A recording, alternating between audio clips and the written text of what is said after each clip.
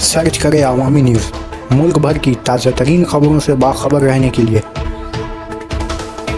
Subscribe करें हमारे channel को और बेल आइकन ज़रूर दबाएं।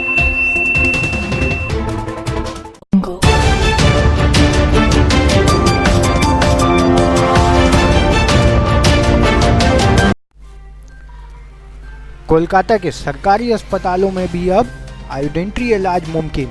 कोलकाता के सरकारी अस्पतालों में भी अब आयोडेंट्री इलाज करना मुमकिन हो सकेगा।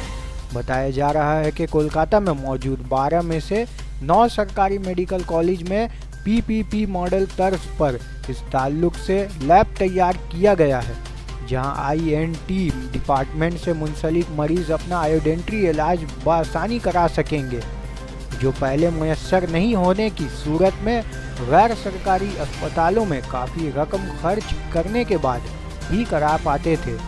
साथ ही 3 दीगर मेडिकल अस्पतालों में भी अनकरीब ये सहूलत मुहैया कराए जाने की बात भी कही जा रही है।